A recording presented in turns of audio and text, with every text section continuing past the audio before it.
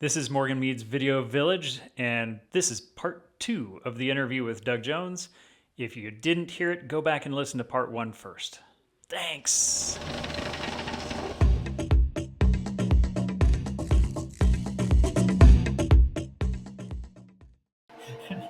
where were we? We were talking about Well, yeah, McDonald's, yeah. right? 1 hour dramas and guest starring on things. Right, right, right, right. Yeah. So monsters versus people. I've been doing both all along, but the monsters are the ones that got the more notoriety and more critical acclaim in big movies. Well, it was the Guillermo del Toro connection that really was the catapult into. Now we're starting to know who this Doug Jones guy is. And I get that again. My meeting with him happened by referral. Uh, I got a call one day from Rick Lazarini's creature effects shop saying, "Hey, we're doing some pickup shoots for a movie that was filmed in Canada. Are you free tonight And this was for?" Mimic, right? That was Mimic, exactly. And I'm like, yeah, out of work actor. You want me there tonight? I'll be there. You paying? Okay, I'm there. So this was, uh, and I ended up standing on top of a 4-story brick building, looking down over the edge of it with a rain machine hitting me, and I was wearing like a bug-like mask with a trench coat that looked kind of like bug wings. I didn't even know what I was in. I had no idea what I was doing. So they gave me some direction, and yeah, it's funny because uh, they had tried doing this earlier. That's why I got a same day phone call for that night. They had tried doing it the night before with an extra, somebody from a background agency, and they couldn't direct him. Thank heaven, because it wasn't that hard. It wasn't that hard. Uh, they wanted you to stand on the edge of the building and just lean your entire body from your ankles, right? So you have to kind of put your feet like this and balance yourself and lean out. And the guy he kept leaning from his hips instead of his entire body. He was kind of leaning from, and so the director would yell, "No, no, no, no! The whole body in one movement, not. Don't break yourself in half like that."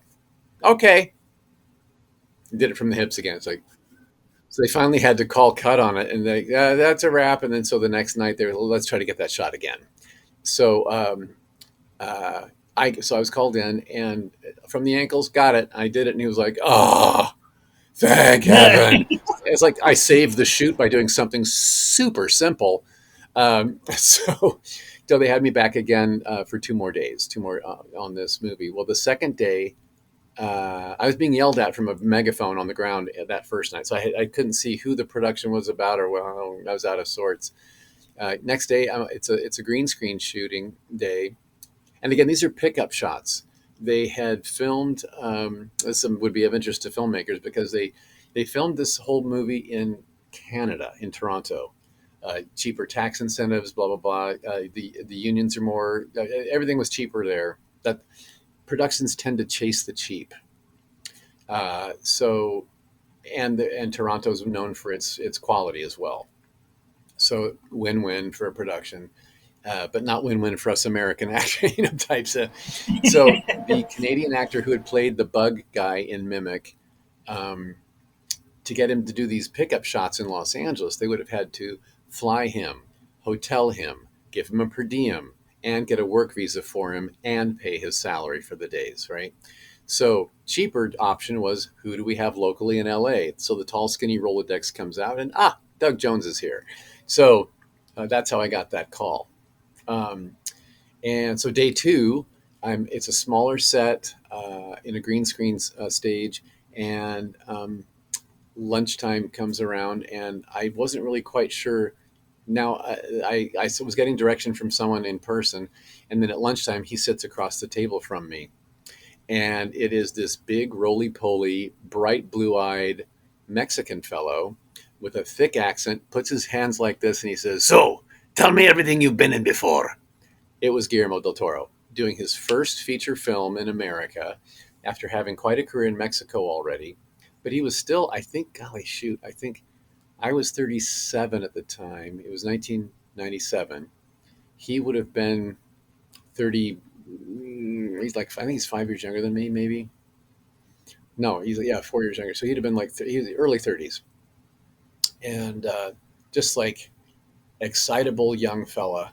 And so he wanted to know about my monster career. What else have I done before this? Because he thought I was good at what I did. And so I just started filling him in on a couple of credits at the time. Like I'd done Warriors of Virtue by then, just the year before.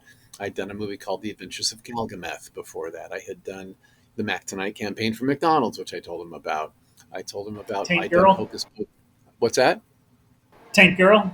Tank Girl I had done before that, right? And I'd done also Hocus Pocus 1 by that time. So I Yep. had a few things, and every title that I mentioned, he was like, "Oh, who did the makeup for that? Oh, that's right, I love his work." And then when I mentioned Hocus Pocus, he said, "That was Tony Gardner that did that, right?" Yeah. Oh, what's he like as a person? Is he nice? So I'm like getting he. I said, I was thinking to myself, is he the director of this movie, or is he a 15-year-old fanboy who snuck in here today? I Yeah. can't quite, Right. you know what I mean? He had that energy, unlike any director I'd ever worked with before. Loved him. So we were getting along great, and we were both giggling about monsters, and it was great. So at the end of that lunchtime on set there, he said, "Do you have a card?" So I gave him the card that I had at the time, a business card with a drawing of myself on it doing this, I and was my gonna phone say number was it resting. says that you work at a bank. Yeah, right, right. No, no, no. It was just a goofy drawing of me that I did myself, and a phone number floating around my mouth. So he he goes, "Oh, that's great," and he put it in his wallet, and then I did a third day with him after that, and then went on about my merry way. And so then that was '97. So after that, I did my guest star on Buffy the Vampire Slayer as the Hush gentleman. And then in 2000, I did the Time Machine with Guy Pearce That's right. uh, as the lead Morlock. Spy Morlock, right? Yeah. There were two different types of Morlocks in that. It was a big production, my gosh. But creature effects done by the Stan Winston studio people. Yeah, so one thing after another, I'd still been working and anonymously all this time, and then I got another random phone call from a creature effects shop called Spectral Motion. It was it was their first. They were just opened, and their first movie was uh, the one they were working on. I get a random phone call. Hey, Doug, it's your old friend Steve Wang, and Steve was the head designer on this character, and then the sculptor Jose Fernandez and the shop owner Mike Elizalde all had worked with me, knew of me, but from before. So we're sitting around here with a director who says he knows you, and can you come in tomorrow and let's have a look at you? Happy to, sure. Well, what had happened is earlier that day they had unveiled a maquette of Abe Sapien for the first Hellboy movie, and they were showing the director Guillermo del Toro as he walked in to approve this design. They unveil it, and Guillermo drops to his knees and says, "Oh, you are so beautiful, and I am so fat."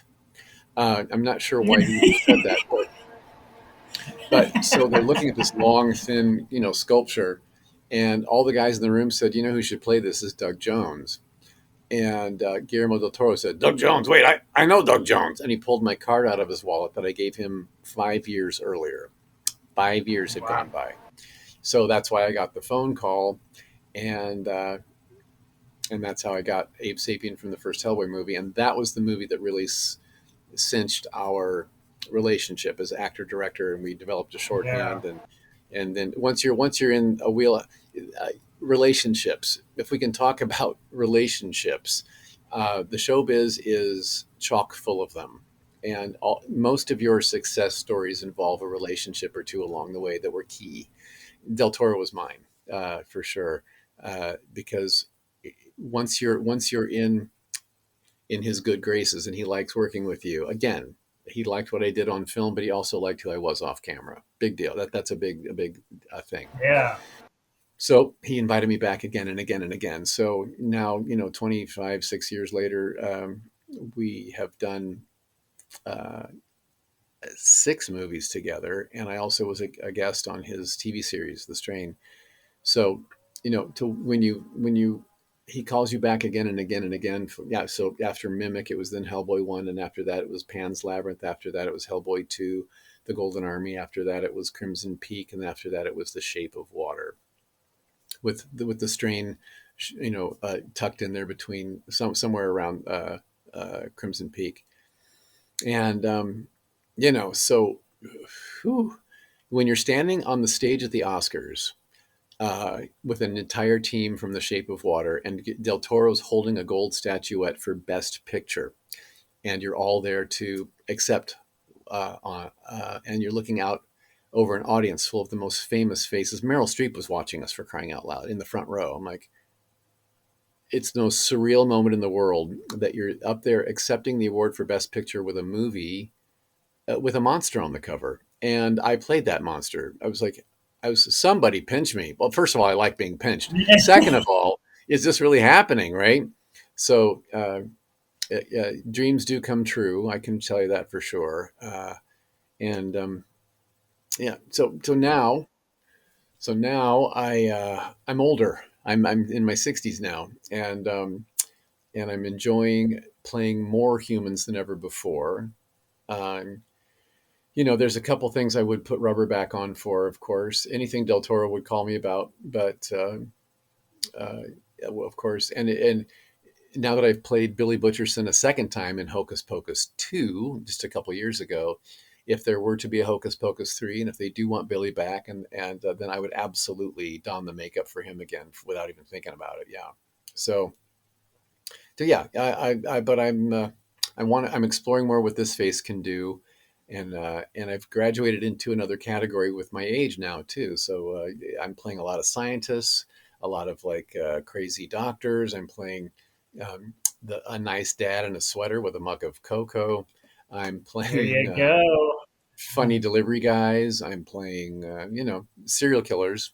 What's your dream role that maybe you haven't done yet, or maybe you've done once or twice, but you'd want to do more? Right. Well, in the creature world, my bucket list has been all checked off. The last one I really wanted to do was to do a remake of Nosferatu, the old silent film vampire. Because when my dream of vampires started, I hadn't played a vampire yet.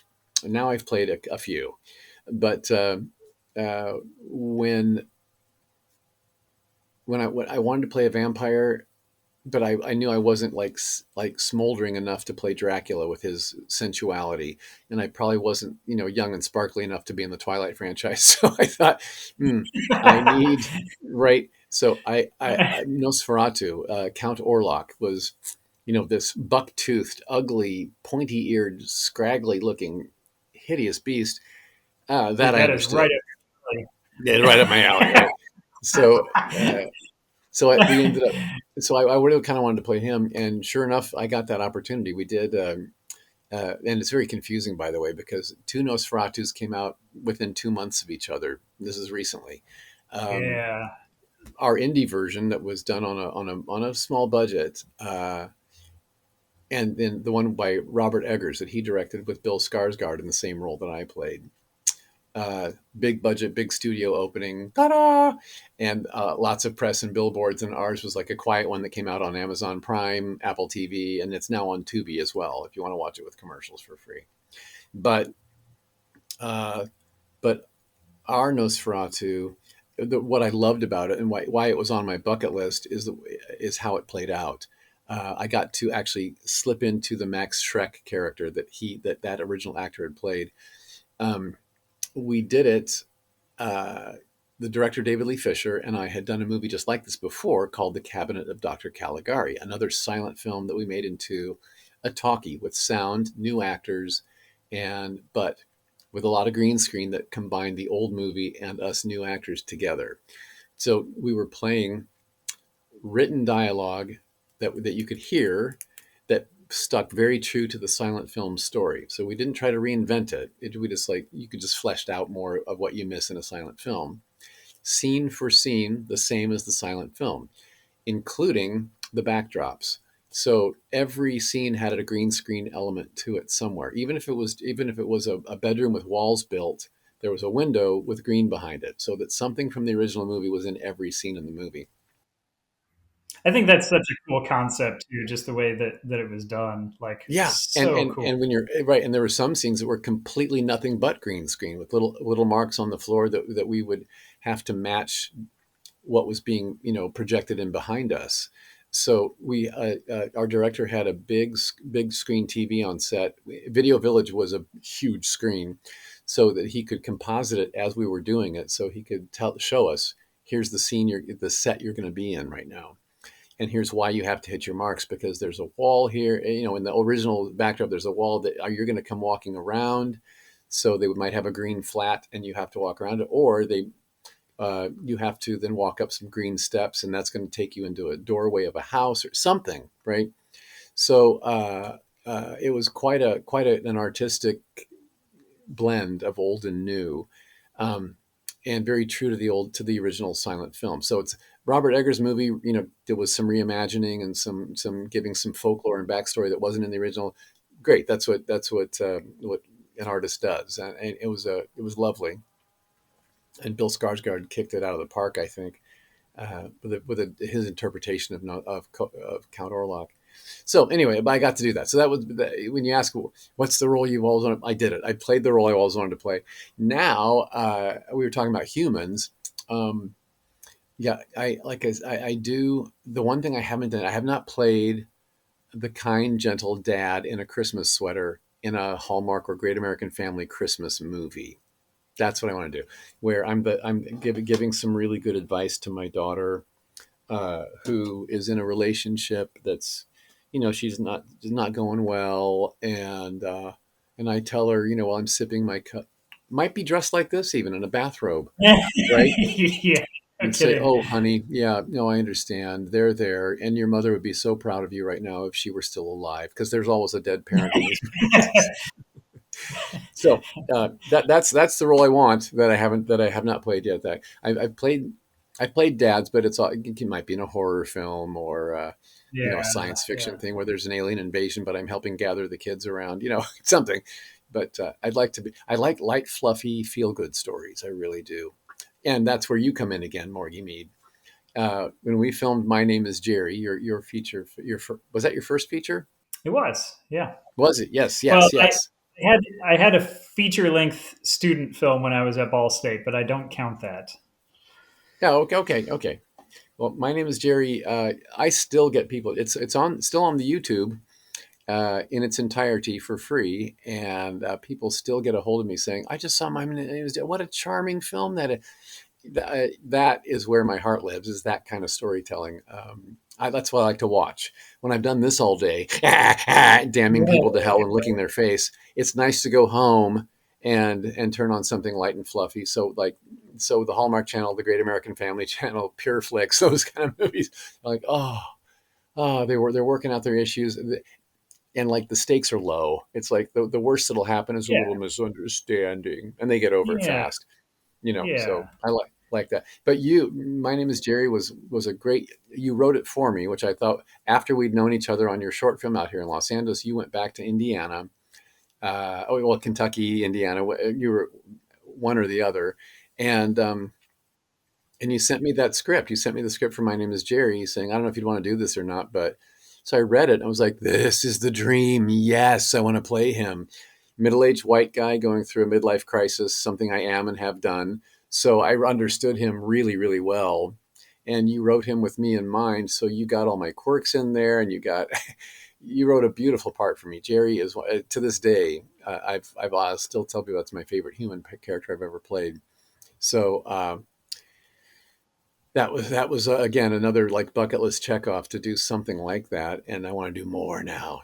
And so recently, then our mutual friend Christopher Hunt um, Yes. wrote and produced and acted in a short film called Together, where he was a social worker, and I was his social worker senior co-worker guy, and there was an adoption case, and so it gets very emotionally involved, and I'm there as the older, wiser guy who's worked the department and has some good advice for him. again, Yeah. with a coffee mug, telling him, here's, you know what, hey, you deserve this. You need this in your life. Go get it. All right. So, so, and no, but no one better to direct that than Morgan Mead, because Christopher Hunt is in Indiana and he wanted to film it in his home state of Indiana. And there you are in Indiana. And I was like, you know what? Morgie's the perfect person for this. And sure enough, you were. So that's still a work in progress. So one more scene to shoot, I Yeah. believe. It's in post, but it'll come out in just a couple of months. There you go. There you go. It's going to be Together. great. It Yeah. was actually super fun working on a short film after taking so many years off. Um, so you said something a minute ago that was like the perfect segue into something that I wanted to ask you. Hmm. When you were talking about reading the script to My Name is Jerry and how that character really spoke to you, and you were like, yes, yes, yes. Have you ever had where like you've read a script that somebody wants you to act in, Yeah. whether it's a lead or supporting or whatever, but you read this script and you're like, oh yes, that's so great, and then you film the thing and you watch the movie and you're like, wow, that didn't turn out like I thought it would. Like, so obviously that's probably happened to everybody, right? But what I want to know is, they say one of the best ways to attach decent talent to your project is to write compelling characters, have a great script, all this stuff. So if you do that, and it can still turn out looking like crap, how do you put that through the ringer? How do you know that it's really a project you want to take on? Do you look at the people that are behind it? Do you just kind of hope and pray that it turns out good? Because nobody wants to be in a bad project. No, right. Well, again, with you, I had confidence in you and everything I filmed with you because of that first coffee date. I really got a lot from you in that 3 hours, believe it or not. And I knew that you're not going to settle. You don't like to watch crap. You're not going to settle for crap coming out of your own hands. I got that. Uh, but I, Coming out of my own that's hands. that's a weird image. I know, right? Like, I can't stop it. I can't. Mom. So, um, Is this but I what will you tell you, meant no, by puberty? right, right, right. I am pitched a lot of scripts now, especially since I've opened myself up to more independent films. Once I was done with Star Trek Discovery and What We Do in the Shadows being all done now, it opened my schedule up quite a bit. So I'm able to say yes to stories just because I like them, not because I want to get rich off of them. And so I've been, a lot of scripts have been sent my way, and some I can tell usually about a third of the way in, like I really shouldn't be doing this one. Um, you know, writing style is everything. Typos in a script, gosh, do your proofreading before you send it to an actor, please, please. And grammar, if the character is not educated or comes from a certain kind of background, if he is that hillbilly, write for him. But if he's an educated, degree holding, business person who has smarts, write for him too. And that means watch your grammar, please. Oh gosh, when I see a business executive in a movie script saying, "Oh, me and her did this," you No. might as well put a knife through me, right? No Yeah. sentence begins with Yeah. me and. Okay, Yeah. so I hear so you. there's that. But also, Amen. Amen. well, I read two scripts just yesterday. In fact, I was up until about 5 in the morning. That's why we're doing this interview in a bathrobe, because I slept in today. Um, Jeez. I read two last night. One was, oh, and I had to say no. And what came with that was, I'm not going to tell you the story because never wanted to have his hurt. I mean, I read several scripts a week right at the moment right now, so no one's going to be able to identify what. But oftentimes I'll get a script for the movie they want to make, and they might also in the email send me a link to here's something I've done before. So I love having okay, let me look at what they've made before and what they're proud of. and so it was a feature film that he sent a link me to, and I watched that feature film, and it was painful. Again, the cinematography, the angles, the acting. And with actors too, is it the actor that you got, or is it the direction that you didn't give them? Well, I'm not sure what it is. You never know for sure. Um, did the best with what they had, with what it was obviously a low budget film that he was making, and so I was like, oh gosh, I don't know that the place that I'm at in my career right now, if I should be in something of that caliber, that might be the wrong choice. And the script that I read was also I can't even put a finger on what was it that didn't sing to me about it. Just kind of a one note story. It was a one note story that could have been a short film, but he stretched it out into a feature. So I was like, okay, well, and anyway, then I still had some energy, so I opened up another one that had just come, uh, and it read so beautifully and a much faster read too, because I was into it. I couldn't turn pages fast enough, and it had uh, interesting arcs to every character, and it had um, surprises along the way, um, and character development that were where they didn't all sound the same on the page, um, and and you click on a link to a short film that he'd done in the past or something, and it's like, oh gosh, the lighting beautiful, the camera work gorgeous, the talent that he had. Where did he get these actors from? He's somewhere in Ohio. I don't know. You know what I mean? Where did he get these people from? But he did a great job with what he had. So that's when it's like, okay, I would be in safe hands with this one. So that's how you kind of feel it out, I think.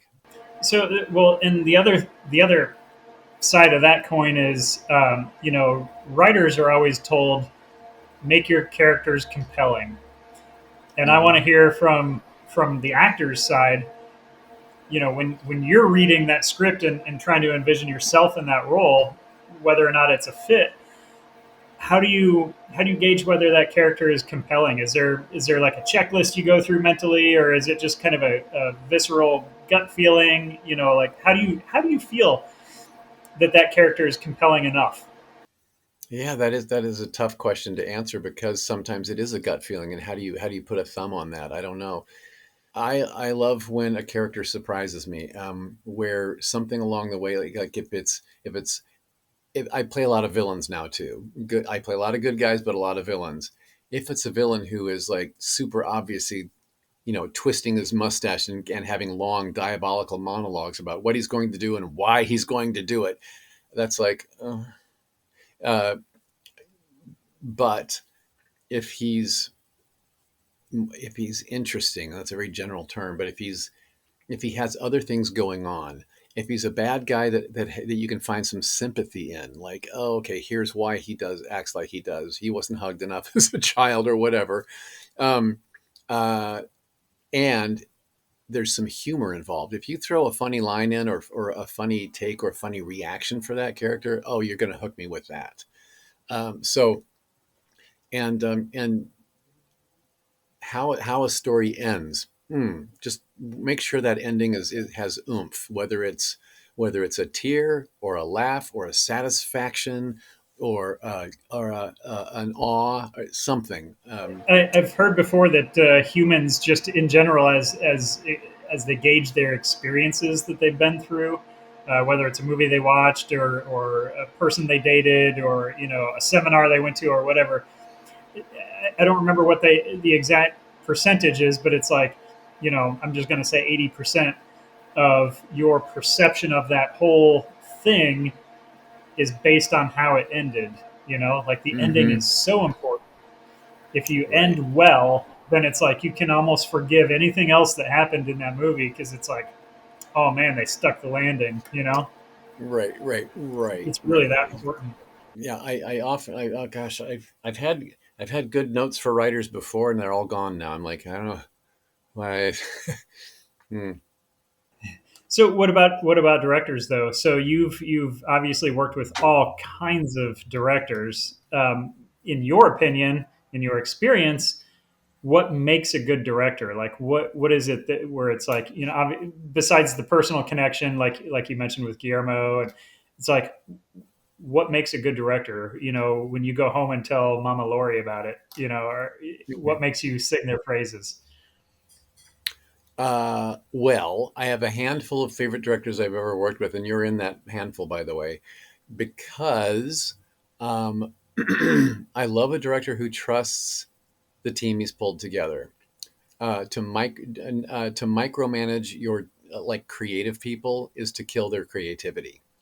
So Right. so when you have an actor in front of you and you're not giving and you're not getting exactly the mood or the moment that you need out of this scene, to go in there and say no, the line might be uh, no, I went the other way. Let's say that's the line, and your actor's going, no, I went the other way, and you're like, oh gosh, it's not hitting the moment I need. And the worst thing you can do is to go in there and say, no, say it like, no, I went the other Ooh, way. A oh line God. reading is going to, oh, So, okay. So now the actor has ooh, your performance in his head and you're rolling camera again. And he's going to try to mimic what he just heard, as opposed to yeah. genuinely bringing it up from the real moment that's happening. Right. You've cardboarded up that performance. I've seen that happen myself, and it is nails on a chalkboard to me, man. Yeah. When you see a director like literally acting it out for the actor and be like, just copy me, say it like this. It's like, Right. what? Right. That's Well, that's not directing at all. right. So you're asking what makes a good director. I'm telling you what makes a bad director, I guess, first. So some things to avoid. That's Yeah. one thing to avoid. Uh, uh, and and then a TV commercial that I was on for a car commercial years ago. That can be the worst situation. And filmmakers, when they're not being able to sell their movie, might need to direct a commercial or two. So beware that you're going to have layers of decision makers above you. You've got the product. Let's say that it's for a car company, and then that car company hires an advertising agency that comes with its own writers, producers, copywriters, and whatnot. Then they hire a production company that comes with its own producers and director. Uh, and then the director will then hire up his crew underneath. So you've got and while you're on a TV commercial shoot, there's a whole bunch of people sitting around the monitors at Video Village with a lot of opinions. And there, some people's opinions outrank other people's opinions, and so it becomes a directing by committee thing. And please don't let your actor hear all of that. The director Oh is my the only God. one. The director is the only one who should come up to the actor and give him notes. And sometimes he'll apologize for the notes because it's coming from them. Can't right. So that happened on the car commercial for me once. I was in the back seat of a car, and I was supposed to look over at the camera and make a funny face as the other car drives past me. Well, I did it. I made like a expression, and the director came back to me at some point after a couple more takes down the line. He goes, um, "I'm sorry about this. They liked it when you had a certain crease in your smile, and they didn't see that the Oh last no. couple takes. Can you do that crease again?" I'm like, I was Yeah. completely unaware. I was in the moment. I Yeah. was doing the thing, so I have no idea what that crease or dimple or whatever they was. But so now you've got an actor stuck in a mode to try to get a thing to happen, and Oh you've no. lost your reality in the moment. You've lost your the magic of what makes it look like a real scene. Like a real moment happening. You, Morgie Mead, I've told this story about you when I talk to young directors asking me about what's a good director. You and I, while we were filming My Name is Jerry, um, of course, independent film, we're on a tight budget, didn't have a whole lot of rehearsal time, but the it was my older character and the character of Jordan, played by Caitlin Carlson. She came in from Chicago. We were filming in Indiana, and the day she arrived from Chicago, we had you got us together to have a coffee date, the two of us, to get acquainted, because she was like the kind of the red herring love interest for Jerry in this movie, where it turned out like he thinks he's falling in love with her, but he's actually trying to reconnect with his own daughter, who was about the same age. It was a great story you constructed there for him to have a. So her first day filming was our last scene together. So it was like the whole movie had happened by now, story wise, but it was our first. So we're getting acquainted with each other, and we have to have this scene where we're reflecting on all of the time we've spent together, which we hadn't spent any time together yet. So, Yeah, the so magic of filmmaking, right. guys. So getting us together to meet each other and have an afternoon together was the smartest thing you could have done. So for starters. Secondly, in the story, this is where she's about to leave town, and she's giving him a huge gift of an orange Maverick, your actual car in real life. And she's gifting him with this old Maverick because Jerry used to drive a Maverick in his youth, and she found one of the right era, and he was like, what did you? And that's when she announces, I'm leaving. She's going to going to New York to pursue her dreams of fashion design or whatever. So she's Spoiler leaving. alert, man! I haven't seen this movie. Yeah, I know. So Yeah, you know how anyway, it ends. but the moment was, a ton of bricks on Jerry, like, you're leaving. And Yeah. I thought that, and then he realizes that he'd been a bit of a fool, thinking that this was a romantic thing. And so I had to, you framed a shot where I leaned back up against the barn door where she had had taken me to reveal this Maverick car. And I hit a beam of the wall of the with my back, and I slid down the wall.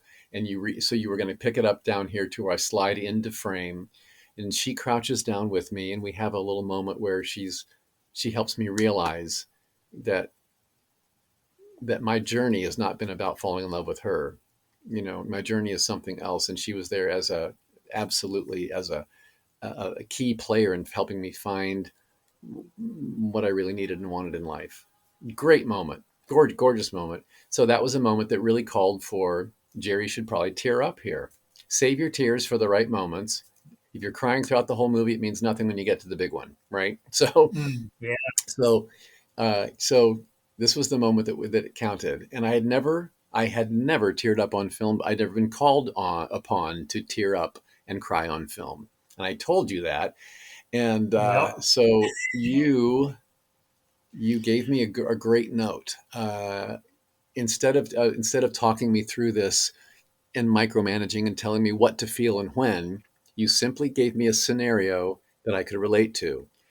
You went back to the Wizard of Oz, and you said, "This is the moment where Glinda the Good Witch is telling Dorothy that she's had the power to go home all along." That's all you said, and you walked away. I'm like, oh, that's it. That's it. So here, this wise young girl is telling this middle-aged guy, like, "Oh, here's what it's been about, honey." And Jerry, it all fell on me, and the tears welled up, and I was like, "Oh, it's happening! It's really happening." You're right. Yeah. So it was a great, lovely, lovely moment, and a memory that I'll cherish more. Yeah. If you remember when we were done filming that scene, I hugged on you and I cried more, if you remember correctly. Yeah. Well, it was a big moment. You lost your virginity. I did. Right. That's But a note horrible. like that, but using references of moods and moments that we can relate to is a great way to direct.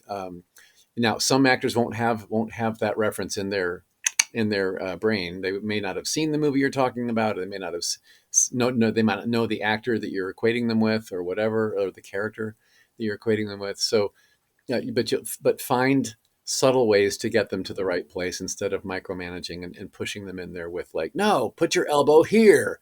Yeah. And another thing for me too is is not to do that if you really need something specific and technical. Let's pretend that I have a mug in this scene, and I'm and I'm and I end up doing this a lot, and I'm casting a shadow right across my face in the wrong place, right? So I've had directors before that come up and try to story wise get me to get the mug down here with like a motivation of some sort. And it's like, so, and when I realize it's about the light on my, no, just tell me that I'm casting a shadow on my own face. I'll fix it. Right. But like, if you're like, Let's make it as complicated and confusing as right, possible. yeah, he's feeling weak in this moment and he may not have the emotional energy to rise this high, don't do that to me. You're going to get me way off track. So Yeah. just tell me you're casting a shadow. So I'll motivate myself to get the mug lower. I promise you. Right. Why are his eyes getting heavy? He's slumping over. What's going on? He's just supposed to be drinking coffee. Exactly. Yeah, exactly. I don't know. Forgive me, I don't remember where this was. It must have been Ball State, but correct me if I'm wrong. You did a one man play about your life between movies. Do you remember this? Um, Yeah. I was giving a talk at Ball State. I was kind of a guest well, speaker, okay. and I I say basically it just was a talked play through. because you were very physical and you were like acting everything out. You know, you were doing like this Oh, walk in place thing, and yeah. like you performed. You didn't just talk. So I was in my Well, mind it was a one man play, but where was that? It was at Ball State. that was at Ball State in Emmons Auditorium. It was a big auditorium. Yeah, Yeah, this was after. I think this was after we'd done My Name Is Jerry. I think. Am I right? yeah, I think yep. so. And again, you did something very smart with the production of My Name Is Jerry. You mentioned this. You hinted at it before, but I thought it was brilliant. You had used our what they now call a proof of concept, right? You had filmed our little proof of concept before, and we're shopping it around to people that might donate money or invest money in this movie project. And you ended up contacting, if I remember getting this right, the Indiana Film Commission, and asking them for what do I do, how do I get this filmed in Indiana with money involved. And I think weren't they the ones who guided you to? They heard the Ball State connection between all of us and said, "Hey, what about?" Kind of. I definitely called them and asked them about it, and they did confirm that Ball State was a possibility. But the idea actually came from my mom. Oh, She had seen in the newspaper or online or something that Ball State just got this oh, 40 million the grant. grant from Eli Lilly, and it was specifically for their film, TV, and telecommunications departments. Ah, And I thought, man, if they're getting they got the Star Wars cameras, the Episode One cameras, the Sony 900s. They got those back when HD was like brand new with this grant, and my thought was, hey, maybe they'll let us use the cameras.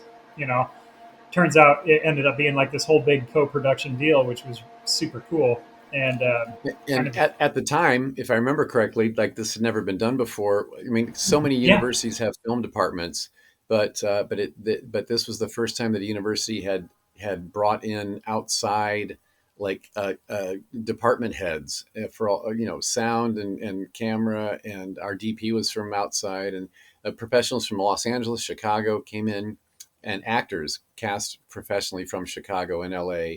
And you, Yeah. you gathered quite a cast for that. We had Catherine Hicks from Seventh Heaven as my boss lady in that.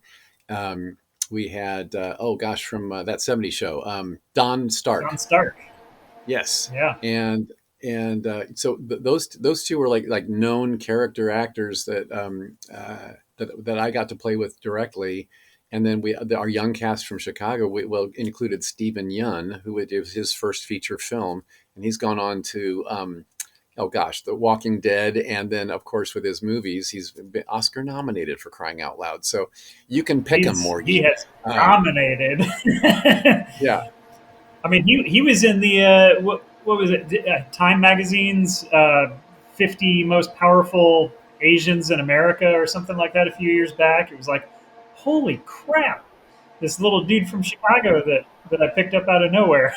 Well, and it was obvious working with him that he was going somewhere. He was one of those talents that, like, Oh yeah, gosh, yeah. He, his comedic timing was I could, flawless. yeah, I And could see it in the audition. You know, when yeah, he auditioned for the part of Chaz, it was just like, holy crap! Like I would write a part for him. You know, like I think we went back and beefed up his part a little bit because he was so damn good. You know, yeah, I was like, yeah. you know, hands down, he's got to be in this film. Well, So he's like a Melissa McCarthy, who you give him a script, but they do so much more that no other actor could find yeah, in those yeah, moments. yeah. They create Yeah. moments that weren't on the page. Yeah. My biggest memory of working with Steven on the film was, you know, we were shooting the scene in the old record store, where you shake his hand and you do it funny because you think he's gonna fist bump you and you You do shake the fist, his and I fist grab it bump. and shake it like Yeah, that. Yeah. right. Yeah, it was like this goofy little. Anyway, he came to me between takes and he's like, Morgan, man, I'm stressing out, man. Like I just feel like I'm ruining your film. And I'm like, what? And he's like all freaking out. He's beside himself, and he's like, I'm sorry, man. I'm sorry. I feel like I'm ruining the film, and you know, I'm no good at this, and this sucks. And I was like, Steven, you you are here because you were that character in the audition. I was like, you don't have to act very much. You're that guy, you know, like just go back to the basics, go back to how you auditioned, you know, like it's in you. That's why you're here. And he's like, oh, really? Thanks, you know. And he went back and he just kind of channeled his inner self and knocked it out of the park. And you know, Yeah. it's just funny how the perceptions can be so different. You know, it's like I'm sitting there thinking he's knocking it out of the park, and he's sitting there thinking like, oh, I'm ruining the movie. You know. Right. Right. You know, imposter syndrome runs rampant among artists of any type. Oh my god, And yes, especially yeah. actors, because our art is this, and if it's on camera, we're just going to be judgy about ourselves, and we're awful. We all suck. Yeah. Just ask us. And I found that out on The Shape of Water with Guillermo del Toro directing Sally Hawkins and me, and lots of key moments in that movie, and lots of romantic moments in that movie, and nonverbal dialogue. So it was hard to gauge if we were being read or not, if what we were communicating was getting through. So we were all second guessing our own performance. Um, Sally Hawkins, is she's a unicorn. You know, when you're with her, you're like in the presence of magic. And I would see one take after another of like nuances and beauty, and you when action was called, all of a sudden everything went away, and you're just in this moment living it for real with Sally Hawkins as this character Eliza. And then Guillermo would yell cut, and then Sally would be like, can I have one more? She always wanted one more. We'd still be filming that movie today had she had her one more, and she would, right?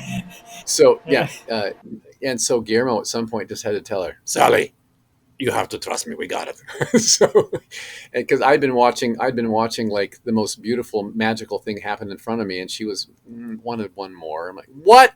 What? Where do you go from that I just saw? So yeah, I totally get it. You have to trust. I've learned to trust my directors now. Like, when I'm feeling like, are you? I felt kind of. If they're satisfied and they're the ones cutting this together and they know how it's going to come, then I do just have to trust that I did my best right there, and they've got to let it go. Gotta let it go. So it's got to be. I've always thought it's got to be so hard being an actor because um, not only you're the one that everybody's looking at. First of all, you're putting all your trust in other people, and the story is not yours. The words are not yours. Mm. Everything is being built for you to play in, and you're second guessing yourself. But even outside of all of that, you don't know that your next project is coming. You know, it's like, and this is where I was going with the one man show that you did. What you talked about was, you came back from Hellboy, and the phones didn't ring for a while, Yes, And Hellboy it's like, 2, Hellboy 2, The Golden Army. For yeah, some reason, yeah. yeah, yeah, it was So, kind of like the tell same me thing that about that happens. for a minute, because it's like, you are at the mercy of everybody else. You can't just go like star in something that nobody hired you for. You Yeah, have to wait for them to. yeah, So, what's that like? How do you deal with it? right. Well, after Hellboy 2, The Golden Army, I got so much. That was like another. It boosted my name out in public a little bit more, because I was coming back reprising a role from the first movie. And in the meantime, I'd done Pan's Labyrinth, I'd done The Silver Surfer. So Hellboy 2 was like, and Guillermo wrote that movie with Abe Sapien way more prevalent and way more prominent in the story. And he's gone on record saying it was much Abe's movie as it was Hellboy's. So there I was with a love story of my own in that one too, and lots more screen time, lots more brother sister time with Selma Blair and Ron Perlman. And so uh, when that came out, I got a lot of press for it, more press than I had for the first one, and so I think it was kind of like the same phenomenon that Oscar winners go through. When an actor has won an award, their phone goes dark for a while because people assume, oh, we're not going to be able to afford him. So that's what happened. The roles that I had been doing, through the creature effects world, and let's pile some rubber on them and you do this. Uh, uh, my salary had gone up for Hellboy 2, and now it's like people were just assuming we'll never get him, so they didn't call. That happened for a while, and I went through some depression. I sure did, and I had to remember, and this anybody in the film industry needs to remember that we're about so much more than our work. We wear lots of hats in our life, and I had to remember, oh, I'm also somebody's son, I'm somebody's nephew, I'm somebody's husband, I'm somebody's brother, I'm somebody's uncle, I'm somebody's best friend. I mean, there are a lot of titles I have that aren't actor Doug Jones, and I'll be a better actor Doug Jones if I massage and pay attention to these other titles, other things that I am. Real life informs my acting, so I have to live that real life. And so I had a chance to do that in those. I took that as an opportunity to live life, and the calls started coming back when they needed to. So I just had to trust that, if you're good at what you do, people will still find you. So, looking back on your career, then, there's always projects that you've done that kind of stay close to heart for one reason or another. Maybe it's the subject matter or the team that was part of it, Hmm. or do you have any films that like you're just so happy you were a part of? It was like the special thing in your life, and it was just kind of like um, just a really memorable experience for you, good or Hmm. bad, I guess. I would Pan's Labyrinth and The Shape of Water, both Guillermo del Toro movies, both like the most beautiful scripts I'd ever read, kind of a thing. And knowing the director, it's like, oh, he's going to make this. I know how he's going to film this. It's going to be amazing. Um, and then, so the filming process was gorgeous because, Del Toro, like I said, he has a shorthand with me. Um, like I'll get short notes from him, like, Doug Jones, you're boring me to tears, and I'll have another take at it. Right. That's all. If he knows if he can make me laugh, I'll be good for the next take. So yeah, both of those films had such rich, layered stories, and uh, and what made those two movies even more special was the aftermath. Uh, when they came out with critical acclaim and big bang. Like, you've got to see, this is a must see. And then along comes award season. Every award show wanted to award those two movies everything. So Pan's Labyrinth with its 6 Oscar nominations and 3 wins, and then The Shape of Water, which I called before anybody else. When Del Toro first told me about The Shape of Water, like verbally, didn't have a script written yet, years ago, he was like, here's what I want you to play, and here's the storyline. And I was just sitting there listening, and I said, oh my gosh, Guillermo, this is your next trip to the Oscars. 13 nominations, including Woo! four wins, including best director for him and best picture for all of us. So uh, Yeah. that whole ride, and then, but then there's the other element that is the fan feedback. The those who watch what we have made. That's who we're making it for. I mean, art needs to be made because it's your art. But when someone sees it and responds to it, then that's completes the art for me.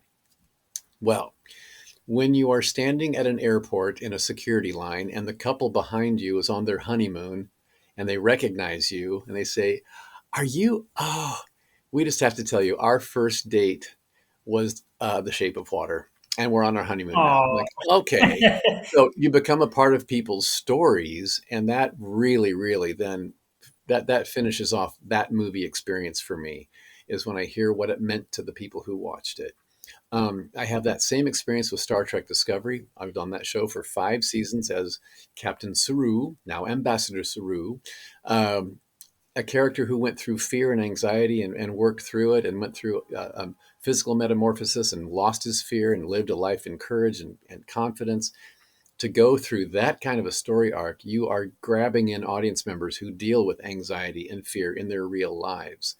And the messages I get, and the convention when I'm at a convention meeting fans one at a time, the story after story after story I hear of how watching Star Trek Discovery helped me get through X, Y, and Z, whether it was cancer treatments or a divorce or a new job that I was scared to go into, or you know, the death of a loved one. I get those stories from a lot of the projects I've been in all over the years when they say, come back and say, your artistic film or TV show helped get me through a real moment in my life. So thank you for that. When, and these are, once I leave a set and that's a wrap, I have no idea where it's going to go and who's going to react to it that way. So to hear those reactions, okay, that's what makes, so Pan's Labyrinth and The Shape of Water are two of those movies that help people, insert those movies into their souls and find out, learn things about themselves and inspired them to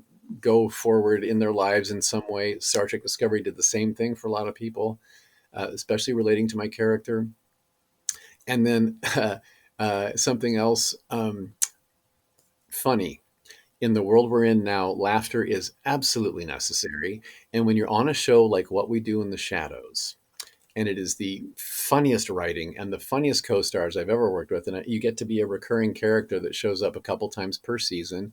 And you look so forward to going to work because you're going to laugh all day and you're going to make fun of everything and nothing's heavy. Because comedy has, in the world we're in now, comedy's changed a bit because, oh, you can't touch that topic. Well, What We Do in the Shadows broke that and went back to the 70s with you can touch all the topics and make fun of all of them. You know what I mean? So it was really Yes, nice. yes. Yeah, if we're making fun of everything, then no one can get really butthurt about it, because it's like, So it was really, really lovely to play the Baron on that show, and just offer people an escape. I heard a lot about during the pandemic. What We Do in the Shadows was a binge watch for many people who needed to, get out of their head for a minute. Yeah. Oh gosh, love that. And I'm going to say My Name is Jerry, the film you and I did together, we've been talking about. Oh God, you Is don't have to say that. I don't know it. I know I don't have to, but it's also among my favorite memories of a director I loved working with and material I loved playing in, and the aftermath of that too, doing the festival circuit and winning awards. I did get a Best Actor award out of, I forget which festival it was. I think it was somewhere in Europe, but you know, and then I was another airport story. I was at a baggage claim collecting my luggage after flying back from somewhere, and a guy came up to me at the baggage claim, and he didn't want to talk. He just said, "Hey, were you in a movie called My Name is Jerry?" And I said, "Yes, I was Jerry." He goes, "Oh, I just saw that on Netflix." That's when Oh, because we nice. played on Netflix for a while, Yeah. and I was like, "Well, thank." And he didn't know anything else about me, so that was like yes, Well, that's so cool. that my name is Jerry could have an effect, and he because he watched the whole thing, and you know how people are going through streamers and they're not sure what it's about, and they'll a lot of viewers click out at some point. You know, he stayed with it the whole time, loved it, and wanted to tell me about it. So little moments like that make a project even more special to me. Yeah. Well, that's really cool. Well, Doug, I think we've tied you up for long enough. Thank you so much for being on the show. Thank you for all your cool stories. Um, you're kind of known for being one of the nicest guys in Hollywood, and I can attest to that. You are a great example of a good human being, and there's probably not a day that goes by where I don't get into some situation where I think, well, how would Doug react to that? Okay, well, that's the way I want to react to that. So you've been my North Star for the last 2 decades, and Oh. I can't thank you enough for that. But Doug, you have yourself a great day, and we're going to have to do this again. Okay, it's a deal, and we're going to work together again too, because Christopher Hunt's got a feature film that we're talking about you for again. Sweet. Well, let's finish the short first. I know, one thing at a time. That's right. Yeah. All right, Doug, you have a great day, and I'll talk to you later. Thanks for having me, Morgie. Love, love.